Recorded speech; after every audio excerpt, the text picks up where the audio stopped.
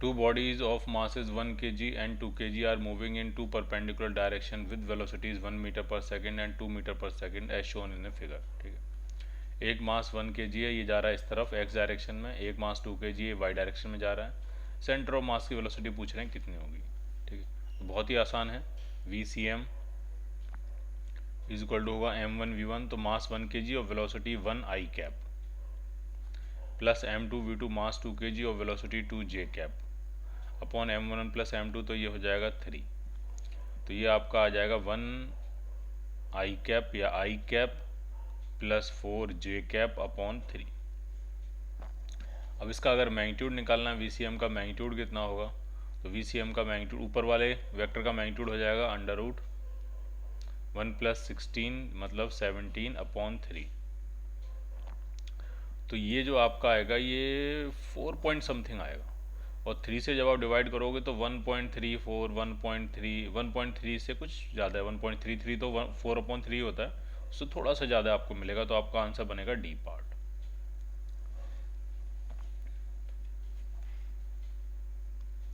If the system is release then the acceleration of centre of mass of system कितना होगा। इस system अगर release करेंगे तो ACM आपसे पूछा जा रहा है, तो सबसे पहले इनके इंडिविजुअल एक्सेलरेशन निकालते हैं। मान लिया इसका एक्सेलरेशन A नीचे की तरफ है और इसका एक्सेलरेशन A ऊपर की तरफ होगा, तो पहले A निकालेंगे। तो A जो आपका आएगा उसका फॉर्मूला बनता है m2 minus m1 upon m2 plus m1 into g. तो ये आपका आ जाएगा 3m माइनस m मतलब 2m, जी अपॉन 3m प्लस m मतलब 4m, तो ये बना g/2। ये g/2 एक्सेलरेशन है। ठीक, अब ACM कितना होगा, तो ACM का फॉर्मूला बनता है m1a1 plus m2a2 upon m1 plus m2, और डाउनवर्ड डायरेक्शन में मान ले रहा हूँ पॉजिटिव, क्योंकि भारी वाला मास नीचे जा रहा है तो सेंटर ऑफ मास भी इसका नीचे ही जा रहा होगा, एक्सेलरेशन भी इसका नीचे की तरफ ही होगा, उसको पॉजिटिव मान लेते हैं। तो ये बना आपका 3m नीचे वाला मास है, और उस एक्सेलरेशन कितना है g/2 डाउनवर्ड्स, तो पॉजिटिव, प्लस m2 मास m और a2 ऊपर की तरफ, तो वो होगा माइनस g/2। ठीक है, ये जो 3m है इसका नीचे की तरफ है तो इसका प्लस, और ये जो m है इसका ऊपर की तरफ वो minus, upon 3m plus m, तो ये कितना हो जाएगा 4m। तो ये m और m कैंसिल आउट हो गया, तो ये आपका आया 3g/2 माइनस g/2, तो ये हो गया g अपॉन 4। तो g/4 का एक्सेलरेशन होगा downwards.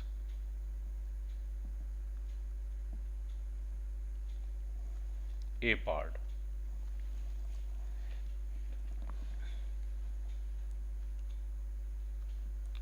two particles of equal mass have velocities 2i cap, v1 velocity 2i cap और v2 वेलोसिटी जो है वो 2j कैप है, और पहले पार्टिकल का एक्सेलरेशन आपको दिया है और दूसरे का एक्सेलरेशन 0 है। तो ये क्वेश्चन हम पहले भी कर चुके हैं। ठीक है, हम VCM निकाला, हमने इसमें VCM निकाला था, हमने इसमें ACM निकाला था, और VCM ACM सेम डायरेक्शन में आए थे, तो उसका जो पाथ था वो स्ट्रेट लाइन पाथ था। ठीक है, तो पीछे प्रीवियस मतलब पीछे अगर आप देखोगे तो प्रीवियस क्वेश्चंस में ये क्वेश्चन आपको मिलेगा। Two particles are shown in a figure at t is equal to 0, a constant force of 6 Newton acting on a particle of mass 3 kg। ठीक, तो सेंटर ऑफ मास की वेलोसिटी पूछ रहे हैं कब, 5 सेकेंड में। ठीक, तो सेंटर ऑफ मास के हिसाब से करते हैं। इस पूरे सिस्टम पे अगर नेट फोर्स पूछा जाएगा तो वो 6 न्यूटन है। नेट फोर्स जो है पूरे सिस्टम पे, जो नेट फोर्स है वो कितना है आपका 6 न्यूटन है, क्योंकि 2 kg पे कुछ लग नहीं रहा है, सिर्फ 3 kg पे लग रहा है 6 न्यूटन। ठीक, कांस्टेंट फोर्स है ये। तो इस सिस्टम का जो एक्सेलरेशन होगा सेंटर ऑफ मास का, वो होगा net force upon total mass. तो ये हो जाएगा 6 न्यूटन, और टोटल मास जो है वो 5 kg है। ये एक्सेलरेशन हो गया सेंटर ऑफ मास का, मीटर पर सेकंड स्क्वायर। अब कह रहे हैं 5 सेकंड में उसकी वेलोसिटी क्या होगी, तो v equal to u plus a t लगा देते हैं सेंटर ऑफ मास के लिए। सेंटर ऑफ मास की पूछ रहे हैं, तो u तो 0 है, रेस्ट से सिस्टम स्टार्ट कर रहा है, एक्सेलरेशन कितना है 6/5, और टाइम कितना है 5 सेकेंड। तो सेंटर ऑफ मास की वेलोसिटी आ गई आपकी 6 metre per second. C part.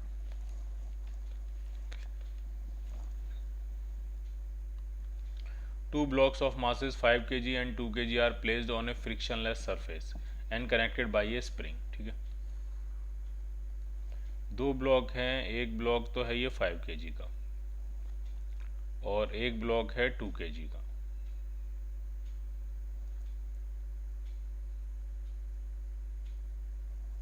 किससे कनेक्टेड है? स्प्रिंग से कनेक्टेड है। एक स्प्रिंग बना लेते हैं।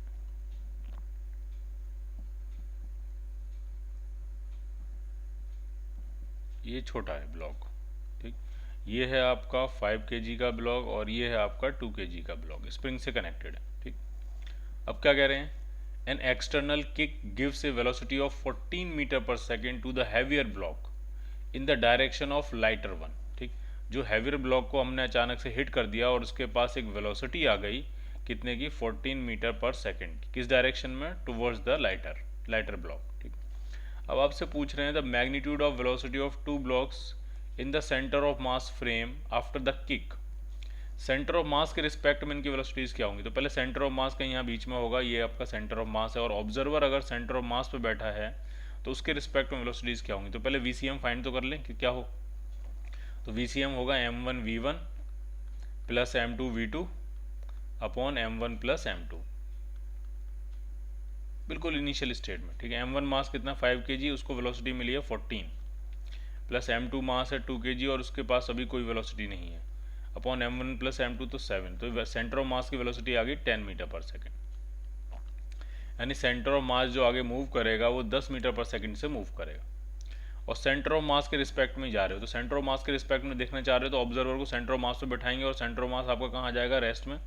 और सेंटर ऑफ मास के पास जो भी वेलोसिटीज़ हैं वो हम बाकी सारे ब्लॉक्स को दे देंगे डायरेक्शन अपोजिट करके। यही कंसेप्ट था रिलेटिव मोशन का।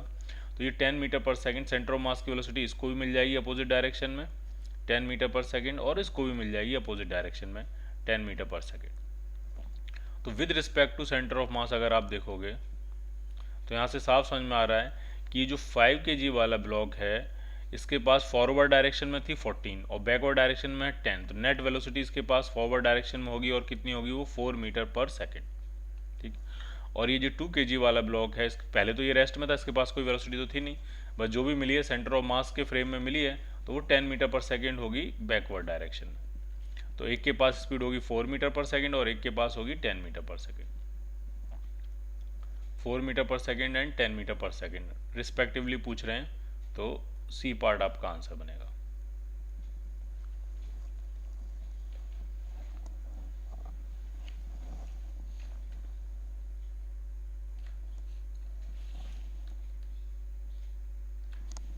(47) In a system of particles, 8 kg mass is subjected to a force of 16 Newton along positive x and another 8 kg mass is subjected to a force of 8 Newton along positive y, ठीक है। दो 8 kg के masses हैं, अलग से बना लेते हैं। तो एक जो 8 kg का मास है इस पे फोर्स लग रहा है 16 न्यूटन पॉजिटिव एक्स डायरेक्शन में, और दूसरा जो 8 kg का मास है उस पर फोर्स 8 न्यूटन ही लग रहा है लेकिन पॉजिटिव वाई डायरेक्शन, ठीक। और सेंटर ऑफ मास का एक्सेलरेशन पूछ रहे हैं और उसका एंगल वगैरह सब पूछ रहे हैं आपसे, ठीक है। तो सेंटर ऑफ मास का एक्सेलरेशन हम ऐसे निकाल सकते हैं, net force upon total mass. Net force है 16 आई कैप प्लस 8 जे कैप अपॉन टोटल मास जो है वो 16 kg है, तो ये आपका आ जाएगा आई कैप प्लस हाफ जे कैप, ठीक। अगर मैग्नीट्यूड निकालना हुआ तो अंडर रूट ऑफ एक्स का स्क्वायर प्लस वाई का स्क्वायर, तो ये आपका आ जाएगा अंडर रूट 5/4, मतलब अंडर रूट 5 और 2 ये बाहर आ जाएगा। ये तो आ गई मैग्नीट्यूड। डायरेक्शन लिखना है तो इसको ड्रॉ कर लेते हैं। एक्स में है 1 यूनिट और वाई में है हाफ यूनिट, इस तरह से। इसका जो एक्स एक्सिस से एंगल होगा थीटा, tan थीटा, तो वो होगा आपका हाफ अपॉन 1 मतलब हाफ, तो थीटा आ गया tan इनवर्स हाफ, तो ये एक्स एक्सिस से आपका एंगल हो जाएगा tan इनवर्स हाफ। तो मैग्नीट्यूड हो गया √5/2 मीटर पर सेकेंड स्क्वायर और एंगल हो गया tan inverse half, so the answer will be C part.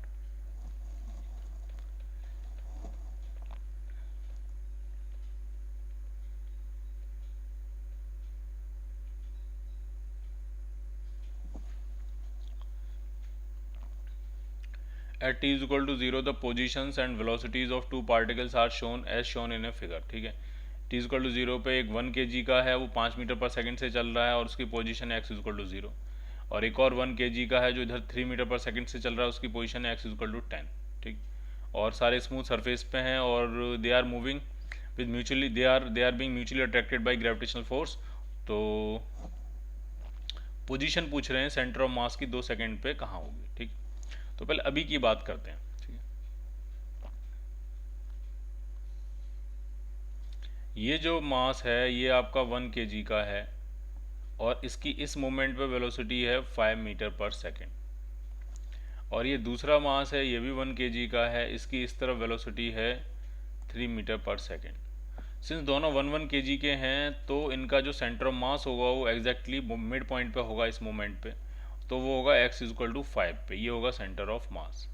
दूसरी बात, सेंटर ऑफ मास आपका रेस्ट में नहीं होगा। क्यों? क्योंकि ये वाला जो 1 kg मास तो बराबर है दोनों तरफ, लेकिन स्पीड बराबर नहीं। ये वाला 1 kg ज़्यादा स्पीड से चल रहा है, तो सेंटर ऑफ मास की वेलोसिटी कहीं इस डायरेक्शन में होगी, रेस्ट में नहीं होगा वो।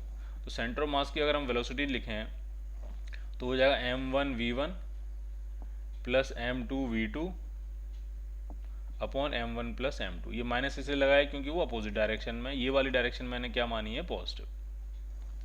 तो ये आपका आ जाएगा 1 मीटर पर सेकेंड, यानी सेंटर ऑफ मास जो है वो x=5 पे है और 1 मीटर पर सेकेंड की स्पीड से चल रहा है। ठीक, अब दूसरी बात, अब ये जो अट्रैक्शन हुआ है या जो अब जो अट्रैक्ट होंगे ये, उन पे म्यूचुअल अट्रैक्शन का फोर्स लग रहा है, तो उससे सेंटर ऑफ मास की स्टेट में कोई चेंज नहीं आएगा। सेंटर ऑफ मास की जो पहले स्टेट है बाद में भी वही स्टेट रहेगी, यानी सेंटर ऑफ मास अगर पहले से 1 मीटर पर सेकंड से मूव कर रहा है तो बाद में भी हमेशा वो 1 मीटर पर सेकंड से ही मूव करता रहेगा। तो 2 सेकंड के बाद उसकी पोजीशन क्या होगी, तो 2 सेकंड में वो 2 मीटर इधर ट्रेवल कर लेगा। ठीक है, 2 सेकंड में वो 2 मीटर इस तरफ ट्रेवल कर लेगा। था कहाँ पे वो, 5 पे, 2 मीटर और ट्रेवल कर लेगा, तो 2 सेकंड के बाद उसकी जो लोकेशन होगी वो हो जाएगी x=7 metres, B part.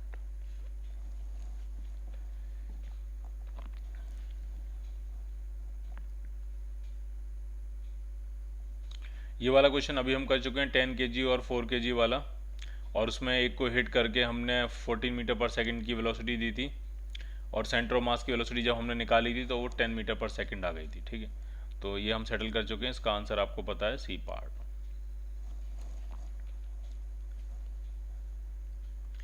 A wagon of 200 kg is moving on a smooth track with velocity 2 metre per second. 200 kg का वैगन है, स्मूथ ट्रैक पे मूव कर रहा है, वेलोसिटी 2 मीटर पर सेकंड है। A man of 80 kg also run into the wagon with a velocity such that speed of the center of mass system remains 0. Centre of मास कहीं move नहीं कर रहा है, तो पर्सन की वेलोसिटी पूछ रहे हैं वैगन के रिस्पेक्ट में कितनी होगी। तो डायग्राम बना लेते हैं।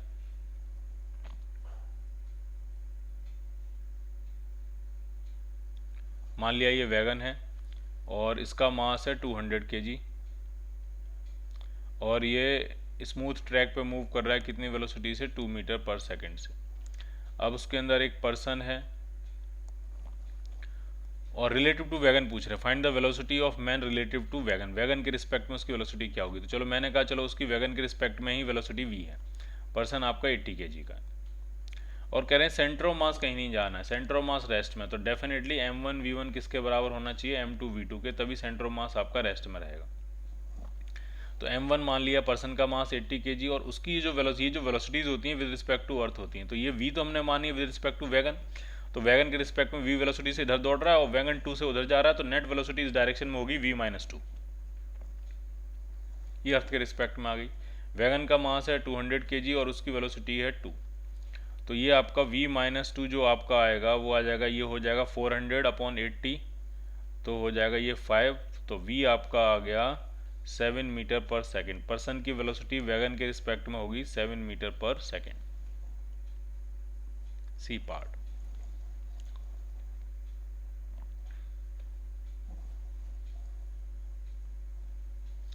The velocities of 2 particles a and b of same mass are ai cap bj cap. ठीक है, दोनों के मासेस सेम हैं और उनकी वेलोसिटी दी हुई है। ठीक, और a का एक्सेलरेशन भी आपको दिया है और आपको b का एक्सेलरेशन भी दिया है। तो सेंटर ऑफ मास के बारे में पूछ रहे हैं, तो ऐसा क्वेश्चन हम मिलता जुलता कर चुके हैं। इसमें हम क्या करते हैं, सेंटर ऑफ मास की वेलोसिटी निकालते हैं और सेंटर ऑफ मास का एक्सेलरेशन निकालते हैं। अगर दोनों सेम डायरेक्शन में आ जाएं तो वो स्ट्रेट लाइन हो जाता है। ठीक है, तो जरा चेक करते हैं। VCM निकालेंगे तो क्या बनेगा, m1 अगर मासेस सेम है तो सीधे v1 + v2/2 हो जाएगा, तो ये आ जाएगा ai cap plus B J cap upon 2, ये आ जाएगी सेंटर ऑफ मास की वेलोसिटी। इसी तरह से एसलेशन भी क्या बन जाएगा, A1 प्लस A2/2, क्योंकि मासेस सेम है। तो A1 प्लस A2 करोगे यहाँ पे तो ये 2AI कैप और ये AI कैप, तो ये हो जाएगा 3AI कैप, ठीक। और 4BJ कैप और माइनस 4BJ कैप, तो वो 0 हो गया अपॉन 2। तो ये आ गया। अब यहाँ से साफ पता लग रहा है कि वेलोसिटी, इनिशियल वेलोसिटी जो है वो किसी और डायरेक्शन में है और एसलेशन किसी और डायरेक्शन में, ठीक। लेकिन एसलेशन कांस्टेंट है, एसलेशन जो है वो क्या है, कांस्टेंट है, क्योंकि ए और बी कांस्टेंट दिए हैं। और जब एसलेशन कांस्टेंट होता है और वेलोसिटी की डायरेक्शन में नहीं होता है तो उसका जो पाथ होता है वो पैराबोला होता है। और इसका क्लासिकल एग्जाम्पल है प्रोजेक्टाइल। प्रोजेक्टाइल में पार्टिकल को आप किसी भी डायरेक्शन में फेंको, एसलेशन तो कांस्टेंट ही होता है, और एसलेशन कांस्टेंट होने की वजह से उसका जो पाथ होता है वो क्या होता है, पैराबोला होता है, ठीक। हाँ, लेकिन अगर आपने पार्टिकल को फेंका है एसलेशन की ही डायरेक्शन में या उसके अपोजिट डायरेक्शन में, अगर एंगल 0 डिग्री और 180 डिग्री है तो वो पाथ स्ट्रेट लाइन हो जाएगा, और उसके अलावा कोई और पाथ है कांस्टेंट एसलेशन के केस में तो वो क्या बन जाएगा, आपका पैराबोला। तो इस केस में हमारा आंसर क्या बनेगा, पैराबोला।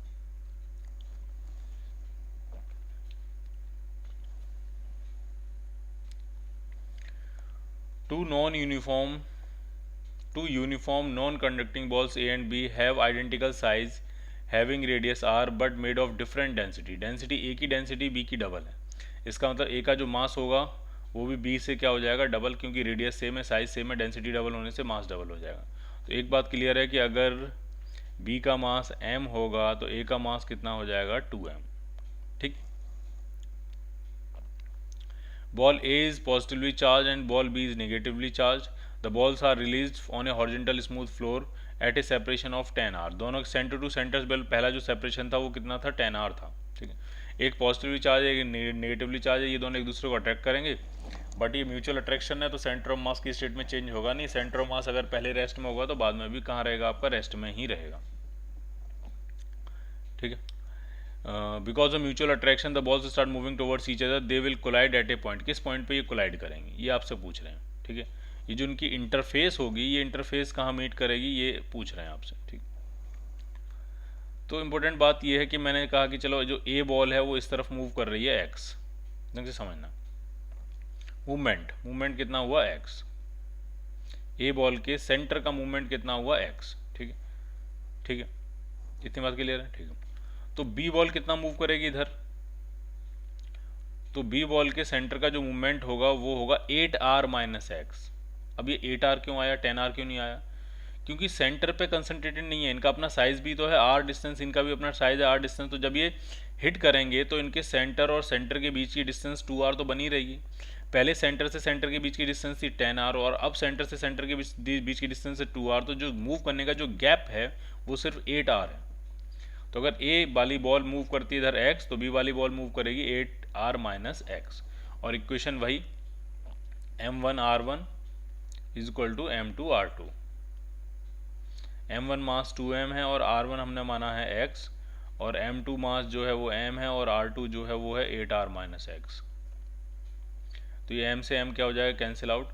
तो ये 2x है और ये x, तो ये कितना क्या हो गया, ये 3x हो गया। 3x is equal to 8r। तो x जो आपका आएगा वो आपका आ जाएगा 8r/3,